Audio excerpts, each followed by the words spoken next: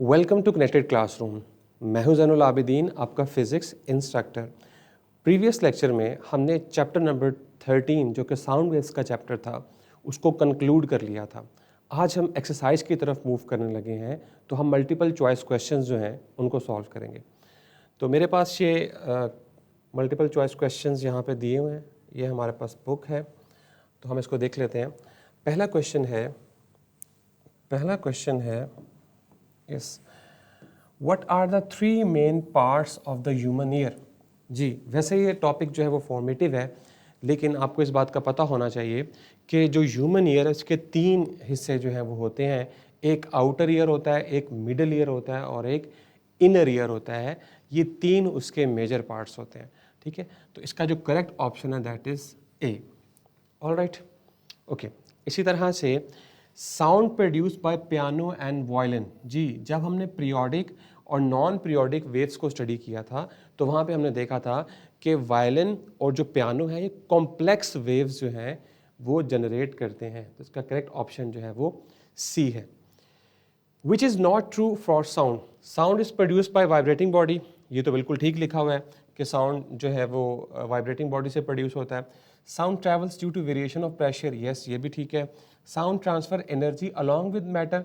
ये देखें कि वेव कभी भी मैटर को ट्रांसपोर्ट नहीं करती। अगला ऑप्शन भी देख लेते हैं।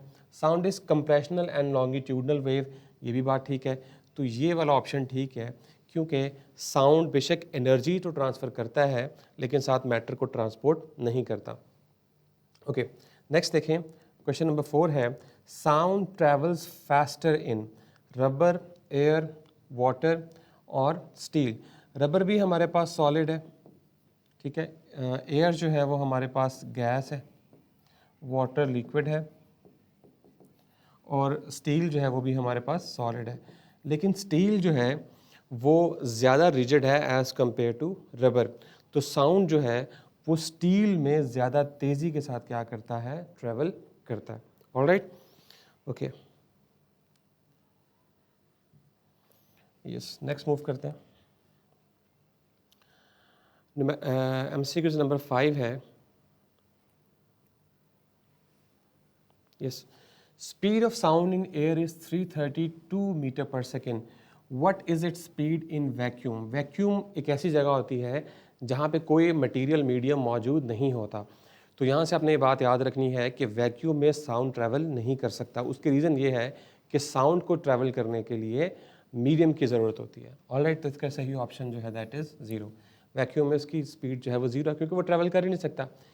The sound travels from water to an iron. देखें, सबसे पहले साउंड जो है वो लिक्विड से किस में गया है, सॉलिड में। जब लिक्विड से सॉलिड में जाएगा तो स्पीड इंक्रीज करती है। ओके, आगे देखें, और फिर वो किस में चला के आया, गैस में। जब सॉलिड से गैस में जाएगा तो क्या करेगी, स्पीड डिक्रीज करती है। ओके, उसके बाद बैक इनटू वाटर, गैस से दोबारा से वो लिक्विड में चला गया तो स्पीड क्या करेगी, इंक्रीज करेगी। मैंने आपको याद है, मैंने पढ़ाया था आपको कि गैसेस में स्पीड सबसे कम होती है 340 या 343, लिक्विड्स में 1500 एंड सॉलिड्स के अंदर 5000। तो इसका करेक्ट ऑप्शन क्या होगा, इंक्रीज, डिक्रीज एंड इंक्रीज। तो ये अल्फा ऑप्शन जो है ये बिल्कुल ठीक है। ऑलराइट, नेक्स्ट देखें, what will happen to speed of sound if frequency is doubled, it will become. Yes, अब बच्चे क्या करते हैं कि वो लिखते हैं v is equals to F lambda, wavelength को कांस्टेंट रखा, फ्रीक्वेंसी को ट्वाइस किया, तो वो कहते हैं कि सर स्पीड जो है वो भी क्या हो जाएगी, ट्वाइस हो जाएगी। नो, यहाँ पे आपने ये फार्मूला जो है वो अप्लाई नहीं करना। याद रखिएगा कि जो स्पीड ऑफ साउंड है वो मीडियम की प्रॉपर्टीज़ के ऊपर डिपेंड करती है। यस, तो वो दो प्रॉपर्टीज़ हैं, यानी कि वो मीडियम की कंप्रेसिबिलिटी पर डिपेंड करती है स्पीड ऑफ साउंड, और दूसरा उसके इनर्शिया पे, या आप ये भी कह सकते हैं कि मीडियम की डेंसिटी और टेम्परेचर और इलास्टिसिटी के ऊपर डिपेंड करती है। तो इसका मतलब है कि स्पीड ऑफ साउंड जो है वो फ्रीक्वेंसी बढ़ाने से उसके ऊपर कोई फ़र्क नहीं पड़ेगा, क्योंकि जो स्पीड ऑफ साउंड है वो फ्रीक्वेंसी के ऊपर डिपेंड नहीं कर रही, बल्कि प्रॉपर्टीज़ ऑफ मीडियम के ऊपर डिपेंड करती है। वो इलास्टिसिटी हो सकती है, वो डेंसिटी हो सकती है, वो टेम्परेचर हो सकता है। Alright, infrasonic waves have frequency. Yes, infrasonic मैंने आपको बताया था कि ऐसी वेव्स जिनकी फ्रीक्वेंसी 20 हर्ट्ज से कम होती है उन्हें हम क्या कहते हैं, इंफ्रासोनिक वेव्स। तो इसमें से करेक्ट ऑप्शन देखें आप कि बीटा, बीटा करेक्ट ऑप्शन है क्योंकि less than 20 hertz. For echo the minimum distance of a person from the obstacle is, जी एको के लिए ये हमने सेकंड लास्ट लेक्चर में देखा था, जिसमें हमने फाइंड आउट किया था कि अगर एको प्रोड्यूस हमने करनी है तो ऑब्स्टिकल और जो सोर्स ऑफ साउंड है इनके दरमियान डिस्टेंस 17 मीटर होना चाहिए। अगर 17 मीटर से कम होगा तो साउंड डिफ्यूज़ हो जाएगा और हमें एको सुनाई नहीं देगी। हाँ, अगर 17 मीटर से ज़्यादा होता है तो हम ज़्यादा क्लैरिटी के साथ एको को सुन सकते हैं। तो इसका सही ऑप्शन जो है वो क्या है, 17 metre. All right, the property of waves which is directly related with loudness of a sound wave. हमने देखा था कि जो लाउडनेस है साउंड वेव की वो डिपेंड करती है एम्पलीट्यूड के स्केयर के ऊपर, distance from the source, area of the vibrating body, इसके साथ साथ सेंसिटिविटी ऑफ ईयर्स के ऊपर। तो यहाँ देखें फ्रीक्वेंसी, वेवलेंथ, स्पीड, ये एम्पलीट्यूड, तो एम्पलीट्यूड जो है इसका करेक्ट ऑप्शन है। ऑल राइट, तो इस तरह से आप इसको सॉल्व कर सकते हैं। ओके, नेक्स्ट मूव करते हैं। यस, नेक्स्ट क्वेश्चन है sound enter in air is amplified by. Yes, जब भी जो साउंड है वो हमारे ईयर में इंटर होता है तो वो एम्पलीफाई कैसे होता है, कौन सा ऐसा ऑर्गन है ईयर का जो कि एम्पलीफिकेशन में मदद देता है, दैट इज़ ऑसिकल्स। ये आपने याद रखना है, अदरवाइज ये फॉर्मेटिव टॉपिक का एमसीक्यू है, ये आपसे बोर्ड में नहीं पूछा जाएगा। Alright, silent whistle is used to train dog. When trainer blows the whistle, human beings do not hear it, but dogs do listen. Its possible frequency is. Yes, आपने ये बात याद रखनी है कि जो एनिमल्स होते हैं उनको ट्रेन करने के लिए साइलेंट विसल का यूज़ किया जाता है। तो जो डॉग होते हैं हमारे पास, डॉग साइलेंट विसल को सुन सकते हैं। तो साइलेंट विसल जो है उसकी फ्रीक्वेंसी अल्ट्रासोनिक रीजन में लाया करती है। तो इसका सही ऑप्शन क्या होगा, ग्रेटर देन 20,000। ओके, उसके बाद देखें the pitch of a sound wave depends upon. जब हमने पिच के बारे में पढ़ा था तो हमने ये देखा था कि साउंड वेव जो है वो डिपेंड करती है, जो पिच है साउंड वेव की वो डिपेंड करती है किसके ऊपर, फ्रीक्वेंसी के ऊपर। तो यहाँ देखें आप कि हमारे पास कोई ऑप्शन में फ्रीक्वेंसी है, यस, तो 13 का हमारे पास क्या है, A. Alright, two sound waves, 14 देखें, two sound waves having same loudness, loudness भी सेम है और पिच भी सेम है, इनको हम कैसे डिस्टिंग्विश कर सकते हैं। यस, अगर लाउडनेस और पिच सेम होगी तो हमारे पास एक क्वालिटी होती है, उसकी मदद से हम कर सकते हैं और इसे हम टेम्बर भी कहते हैं। अच्छा, टेम्बर भी कहते हैं इसको, कलर भी कहते हैं। जो भी वर्ड यूज़ किया जाए आपको इस बात की समझ आ जानी चाहिए कि ये क्वालिटी है कि अगर लाउडनेस सेम होगी या पिच सेम होगी तो हम इस तरह से कर सकते हैं। Okay, the sensation of sound persist in our brain for about, जी ये हमने एको में पढ़ा था और इसका करेक्ट ऑप्शन होता है 0.1 सेकेंड, यानी कि 0.1 सेकेंड के लिए जो साउंड की जो परसेप्शन है वो हमारे ब्रेन में रहती है। ऑलराइट, तो यहाँ तक जो था वो हमने MCQs जो हैं वो सॉल्व कर लिए हैं और अब जो है वो हम डिस्कस करना चाह रहे हैं न्यूमेरिकल्स को। ओके, तो हम न्यूमेरिकल्स की तरफ मूव करते हैं।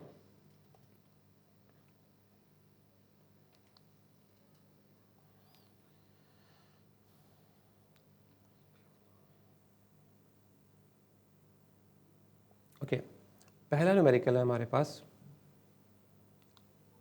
Yes, a tourist clapped his hands near a cliff and heard the echo after 5 seconds. तो टाइम हमें गिवन है, that is 5 second.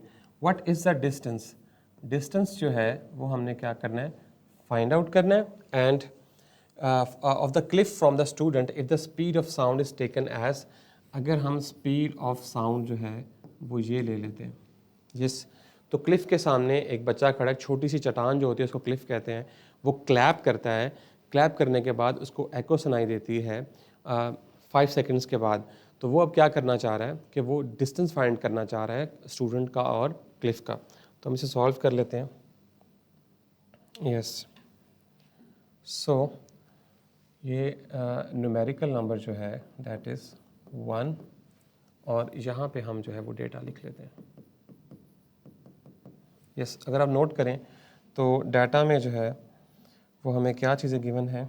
Yes, time है और स्पीड है और डिस्टेंस है। ओके, सो टाइम जो हमें गिवन है that is 5 seconds, speed of sound जो है वो 344 मीटर पर सेकेंड, और हमसे कहा गया है कि हमने डिस्टेंस जो है उसको क्या करना है, फाइंड आउट करना है। तो हम इसको कैसे सॉल्व कर सकते हैं, हमें पता है, यहाँ देखें ज़रा, हम सोल्यूशन देख लेते हैं इसका। हमने एको के लिए फार्मूला पढ़ा था, अगर आपको याद होगा तो हमने एको के लिए फार्मूला पढ़ा था 2D is equals to V into T. ठीक है, तो मुझे चाहिए डिस्टेंस, तो डिस्टेंस जो है that will be equals to V into T divided by 2। अब मैं इस फार्मूले को ड्राइव नहीं करूँगा, लेकिन मैं आपको बता देता हूँ ये आया कहाँ से है। तो इक्वेशन ऑफ डिस्टेंस होती है V इंटू टी। एको में आने का और जाने का डिस्टेंस अगर हम काउंट करें तो वो 2D बनता है, एस की जगह पे आप 2D पुट करें तो ये आपके पास फार्मूला बन जाता है। ये हमने पहले स्टडी किया हुआ है, इसलिए मैं इसको बार बार ड्राइव जो है वो नहीं करूँगा। ठीक है, ऑल राइट, तो हम इसमें वैल्यूज़ पुट करते हैं। So D is equals to V की वैल्यू क्या है 344 इंटू टाइम की वैल्यू क्या है, यहाँ देखें टाइम की वैल्यू क्या है 5 सेकेंड्स, और हम इसे 2 के साथ क्या कर देंगे, डिवाइड कर देंगे। जब आप इसे मल्टीप्लाई करेंगे तो मल्टीप्लाई करने के बाद आपके पास जो आंसर आएगा दैट इज़ 857.5। यस, 857.5 मीटर जो है वो आपका करेक्ट ऑप्शन जो है वो, यानी कि आंसर जो है वो आएगा। ऑल राइट, क्लियर हो गया। इस तरह से आप इसे सॉल्व कर सकते हैं। ओके, न्यूमेरिकल नंबर 2 की तरफ चलते हैं हम। दूसरा क्वेश्चन में वो हमसे कहता है, ये देखें, speed of sound in sea water. जी, स्पीड ऑफ साउंड हमें गिवन है दैट इज़ 1500, उसकी वेवलेंथ जो है वो भी गिवन है हमें 45 सेंटीमीटर, और अगर मैं इसे मीटर में कन्वर्ट करूँगा तो 100 से डिवाइड करूँगा। अगर 45 को मैं 100 से डिवाइड करूँ तो ये बनेगा मेरे पास 0.45 मीटर। आपने क्या निकालना है आपने फ्रीक्वेंसी जो है वो फाइंड आउट करनी है। ऑल राइट, तो हम देख लेते हैं। ये है जी हमारे पास न्यूमेरिकल नंबर 2, इसका डेटा हम यहाँ पे लिख लेते हैं। डेटा में हमें क्या चीज़ें गिवन है, सबसे पहले तो आप देखिए हमें स्पीड गिवन है that is 1500 metre per second, और दूसरा हमें वेवलेंथ गिवन है 45 सेंटीमीटर। अगर आप 45 को 100 से डिवाइड करें तो ये मीटर में कन्वर्ट हो जाएगा और लैम्डा बन जाएगा 0.45 मीटर। और आपने जो चीज़ फाइंड आउट करनी है दैट इज़ फ्रीक्वेंसी। फ्रीक्वेंसी जो है वो आपने फाइंड आउट करनी है। तो हमें इस बात का पता है कि V इक्वल्स एफ लैम्डा, हमें फ्रीक्वेंसी चाहिए, लैम्डा यहाँ पे मल्टीप्लाई हो रहा है, यहाँ पे आके क्या हो जाएगा डिवाइड, तो ये बनेगा V over lambda is equals to F. तो मैं इसको रीअरेंज करके लिख रहा हूँ ताकि आपके लिए सॉल्व करना आसान हो, कुछ इस तरह से। अब आप सिंपल क्या करें, वैल्यूज़ पुट करें। V की वैल्यू क्या आपके पास 1500 और लैम्डा की वैल्यू क्या है 0.45। तो यहाँ से आपके पास जो फ्रीक्वेंसी की वैल्यू है वो 3333.3 हर्ट्ज़ आ जाएगी। ऑल राइट, तो इस तरह से आप क्या कर सकते हैं, न्यूमेरिकल नंबर 2 को भी क्या कर सकते हैं, सॉल्व कर सकते हैं। सिंपल वही फार्मूले हम बार बार यूज़ कर रहे हैं। ऑल राइट, ओके, हम जो है वो यस वापस चलते हैं। ओके, न्यूमेरिकल नंबर 3 है, yes, sound wave in a sea water travels at speed of 1500 metre per second. हमारे पास स्पीड ऑफ साउंड जो है वो सी वाटर में 1500 मीटर पर सेकेंड है। It is sent and detected after reflection from sea bed in 8.5 seconds. तो time हमारे पास 8.5 सेकेंड है। आपने डिस्टेंस जो है वो निकालना है, वही इको यानी एको की मदद से। जो हमने सोनार की टेक्निक पढ़ी थी उसमें हमने क्या किया था कि जो हमारे पास ओशन का फ्लोर होता है उसका सरफेस से डिस्टेंस हमने जो है वो फाइंड करना है। तो ये 1508.5 सेकेंड्स। तो ये हमारे पास न्यूमेरिकल नंबर 3 है।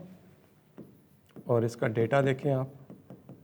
डेटा में स्पीड हमें गिवन है that is 1500 metre per second. Time जो है वो 8.5 सेकेंड्स है। And we need to find D, the distance from surface of ocean to bed of floor. तो आपको पता है कि फार्मूला हम बार बार वही यूज़ करेंगे। ये देखिए, तो फार्मूला हमारे पास है 2d into we into T. तो यहाँ से आप d निकाल सकते हैं। यस, ये देखें ज़रा। तो d आपके पास इक्वल आएगा v into T divided by 2। तो d जो है इसकी वैल्यू क्या आ जाएगी आपके पास 1500 v की जगह पे। v की वैल्यू लिखी हुई है। टाइम कितना है हमारे पास 8.5 सेकेंड्स और डिवाइडेड बाय 2।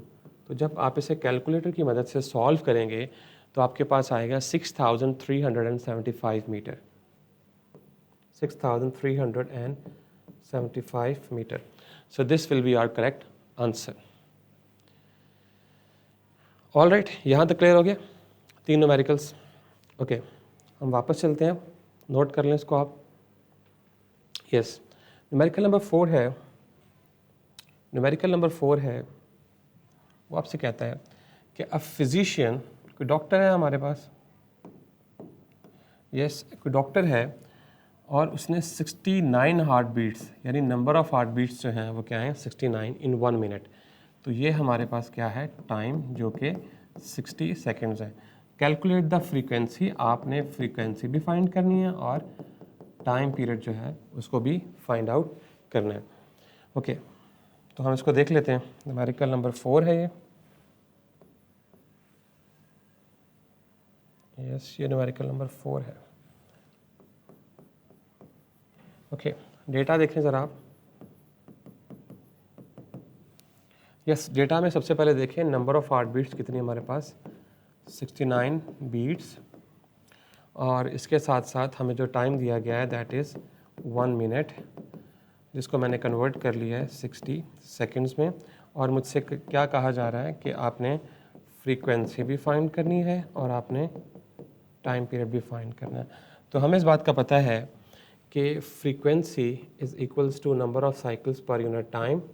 हम वैल्यू पुट करेंगे 69 डिवाइडेड बाय टाइम कितना है हमारे पास 60 सेकेंड्स। तो अगर आप इसे डिवाइड करेंगे तो हमारे पास जो फ्रीक्वेंसी है उसका जो आंसर आएगा 1.15 हर्ट्ज़।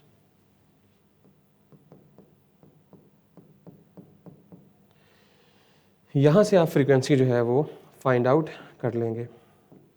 ओके, अब आपको चाहिए टाइम पीरियड। तो आपको पता है कि टाइम पीरियड जो है that is reciprocal of frequency. तो आप फ्रीक्वेंसी का रेसिप्रोकल ले लें 1.15। तो टाइम जब आप इसे सॉल्व करेंगे तो सॉल्व करने के बाद आपके पास जो आंसर आएगा 0.869 सेकेंड्स। 0.869 सेकेंड्स। ऑल राइट, इस तरह से आप न्यूमेरिकल नंबर 4 भी सॉल्व कर सकते हैं। ऑल राइट, ओके, नेक्स्ट चलते हैं। न्यूमेरिकल नंबर 5 है। Yes, find the range of wavelength. आपने रेंज निकालनी है, ठीक है, वेवलेंथ की रेंज। और स्पीड हमें गिवन है दैट इज़ 343 साउंड की Audible frequency range. Yes, Audible frequency range के लिए आपने क्या निकालनी है वेवलेंथ निकालनी है। तो निकाल लेते हैं, तो बहुत आसान है। यस, यहाँ देखें ज़रा न्यूमेरिकल नंबर 5। डेटा देखें ज़रा हमारे पास। यस, डेटा देखें आप कि स्पीड गिवन है that is 344 metre per second. और ऑडिबल फ्रीक्वेंसी रेंज में जो मैक्सिमम वैल्यू होती है फ्रीक्वेंसी की दैट इज़ 20,000 हर्ट्ज़। तो उसको मैं लिख लेता हूँ मैक्सिमम दैट इज़ 20,000 हर्ट्ज़। और लोएस्ट वैल्यू जो होती है उसको मैं लिख लेता हूँ FL एंड दैट इज़ क्योंकि मिनिमम भी लिख सकते हैं आप, लेकिन मैं लोएस्ट लिख रहा हूँ ताकि हम डिफ्रेंशिएट कर सकें। That is 20 hertz. तो हमारे पास V भी आ गई और हमारे पास F भी आ गया। तो हमने क्या निकालना है यस, हमने जो फाइंड आउट करना है that is lambda for maximum frequency and lambda for lowest frequency. तो मुझे इस बात का पता है कि फार्मूला क्या कहता है, v is equals to F lambda. तो लैम्डा किसके इक्वल होगा, v ओवर एफ के। ठीक है, तो हम जनरली जो फार्मूला यूज़ करेंगे वो ये वाला फार्मूला जो है वो क्या करेंगे, यूज़ करेंगे। तो हम इसे अप्लाई कर लेते हैं सेपरेटली। ये देखें ज़रा, lambda m is equals to v over F m। तो लैम्डा m, v की वैल्यू क्या है 344 और एफ m की वैल्यू क्या है 20,000। तो जब हम इसे सॉल्व करेंगे तो लैम्डा m की जो वैल्यू है उसको हम सॉल्व करके देख लेते हैं। सॉल्व करने के बाद जो हमारे पास वैल्यू आएगी 0.01715 0.01715 मीटर। तो देखें जितनी ज़्यादा फ्रीक्वेंसी थी उतनी ही कम वेवलेंथ आई है। अब इसी तरह से आप फाइंड कर सकते हैं lambda L is equals to V over F L. तो लैम्डा एल, वी की वैल्यू क्या है 344, वो तो सेम रहेगी, और एफ एल कितना है हमारे पास 20। तो जब आप इसे सॉल्व करेंगे तो ये आंसर आना चाहिए 17 के ऑलमोस्ट करीब करीब। तो 17.15 मीटर। अब यहाँ से मैं आपको एक बात समझाता हूँ। जिस तरह आपने फ्रीक्वेंसी के लिए आपने रेंज बनाई हुई थी कि 20 हर्ट्ज़ टू 20 के हर्ट्ज़, इसी तरह से आप वेवलेंथ के लिए भी रेंज बना सकते हैं। तो मिनिमम वेवलेंथ आपके पास कितनी होगी 0.01715 मीटर टू मैक्सिमम कितनी हो सकती है 17.15 मीटर। तो ये इन टर्म्स ऑफ आपके पास आ जाएगा frequency. Yes, this one will be in terms of frequency और ये इन टर्म्स ऑफ वेवलेंथ। ठीक है, तो इस तरह से आप इसको याद रख सकते हैं। ऑल राइट, क्लियर है? ओके, नेक्स्ट मूव करते हैं। इसका स्क्रीनशॉट अगर आप लेना चाहते हैं तो ले लें। ओके, नेक्स्ट चलते हैं। यस, ड्यूरिंग थंडरस्टॉर्म, बादल गरज रहे हैं, sound is heard after 3 seconds. तो टाइम हमारे पास 3 सेकेंड्स है। लाइटनिंग फ्लैश, यानी कि आप कह लें कि साउंड लाइटनिंग फ्लैश के 3 सेकेंड्स के बाद सुनाई दिया है। यानी पहले जो है वो लाइटनिंग फ्लैश आया है, लाइटनिंग फ्लैश के बाद 3 सेकेंड्स के बाद हमें गरजने की आवाज़ सुनाई दी है। Find the distance of clouds from the ground. तो आपने डी जो है वो क्या करना है, फाइंड करना है। स्पीड आपको दे दी गई है 340 metre per second. All right, तो इसको हम सॉल्व कर लेते हैं। न्यूमेरिकल नंबर 6 है। यस, न्यूमेरिकल नंबर 6 है। डेटा हमें गिवन है। ओके, डेटा में हमें क्या कुछ गिवन है कि स्पीड है 344 मीटर पर सेकेंड और टाइम हमें बताया गया है 3 सेकेंड्स और हमसे कहा गया है कि आप डिस्टेंस ऑफ क्लाउड्स बताएं। तो इसको डिस्टेंस को मैंने एस लिख लिया। अगर आप चाहते हैं तो कुछ बच्चे कंफ्यूज भी होते हैं अक्सर, तो हम इसको डी भी लिख सकते हैं। ये लें, ये हमने फाइंड करना है। ओके, तो कैसे फाइंड करेंगे हम? ये देखें, हमें पता है कि d is equals to V into T. तो d कितना, v कितना हमारे पास 344 इंटू टी कितना है हमारे पास 3। तो जब आप इसे मल्टीप्लाई करेंगे, अब ये इक्वेशन कहाँ से है? ये वही इक्वेशन है, s is equals to V into T. S को जस्ट मैंने d लिखा है, तो कंफ्यूज होने की ज़रूरत नहीं है। अगर आप इसको इसके साथ मल्टीप्लाई करेंगे तो 1020 मीटर, 1020 मीटर। तो ये जो काम है ये आप घर बैठ के भी कर सकते हैं। मीन्स टू से, अगर आप अपने रूम में बैठे हुए हैं, आपने जो है वो बाहर वेदर कंडीशन जो है वो अब नॉर्मल है, इतनी अच्छी नहीं है, तो आप स्टॉप वॉच अपने पास पकड़ लें। तो जैसे ही आपको लाइटनिंग फ्लैश नज़र आए तो आप अपनी स्टॉप वॉच ऑन कर लें, और जैसे ही आपको साउंड की आवाज़ आए कुछ देर के बाद आप उसको स्टॉप कर लें, तो आपके पास टाइम आ जाएगा। और ऑलमोस्ट 340 टू 348 तक जो होती है वो स्पीड ऑफ लाइट होती है, तो आप 344 ही पुट कर लें। पुट करने के बाद आप अपने रूम में बैठे बैठे बता सकते हैं कि क्लाउड्स हैं वो इतनी हाइट के ऊपर है। तो ये साइंस है क्या एक। ऑल राइट, इस तरह से हमने ये भी कर लिया। आगे चलते हैं। लास्ट क्वेश्चन है। लास्ट क्वेश्चन जो है उसको अगर आप देखें, सोनार हम यूज़ कर रहे हैं, अल्ट्रासोनिक सिग्नल भेज रहा है सी बेड में। It is received after 5.3 seconds. तो टाइम हमारे पास कितना है, 5.3 सेकेंड्स। और स्पीड ऑफ साउंड जो है वो दिस है 15 and 50। Find the depth of the sea there. तो आपने क्या करना है, डेप्थ को फाइंड आउट करना है। इसको मैं यहीं सॉल्व करूँगा, अभी आपके सामने सॉल्व करता हूँ इसको। ये हमने बिल्कुल एग्जैक्टली जो है, ये देखिएगा ज़रा, तो हमने ये बार बार कर ली है, देखें ज़रा। तो स्पीड हमारे पास कितनी है, अगर आप नोट करें तो 1550 मीटर पर सेकेंड, और हमारे पास टाइम कितना है 5.3 सेकेंड्स। तो आपने जो है वो डेप्थ फाइंड करनी है, तो वही फार्मूला सेम रहेगा, 2d is equals to V into T. So d is equals to V into T by 2। तो ये क्या बनेगा आपके पास, d is equals to 1550 into 5.3 divided by 2। तो जब आप इसे सॉल्व करेंगे तो आपके पास मीटर में आंसर आ जाएगा, और ये आपके पास आंसर आएगा 4107। ये ले। ऑल राइट, तो यहाँ तक जो है वो हमने साउंड्स के न्यूमेरिकल्स भी सॉल्व कर लिए हैं। और अगर आप नोट करें तो मेरे ख्याल से हमने सिर्फ 2 फार्मूले यूज़ किए हैं। यस, तो मैं आपको ज़रा बता देता हूँ कि हमने कौन से फार्मूले यूज़ किए हैं। हमने यूज़ किया है d is equals to V into T by 2। हमने यूज़ किया है d is equals to V into T. इसी तरह हमने यूज़ किया है v इक्वल्स एफ लेमडा। ये 3 फार्मूलों की मदद से हमने 7 न्यूमेरिकल्स को सॉल्व कर लिया है। तो ये आप इस तरह से अपनी फार्मूला शीट भी बना सकते हैं। तो आई होप सो कि आपने चीज़ों को अंडरस्टैंड किया होगा। ये था आज का हमारा लेक्चर। अगर आपकी कोई क्यूरीज़ हैं तो आप यूट्यूब के कमेंट सेक्शन में भी पोस्ट कर सकते हैं। इसके साथ साथ ये क्लास लाइव होती है, तो आप लाइव क्लास भी ज्वाइन करके क्वेश्चंस पूछ सकते हैं।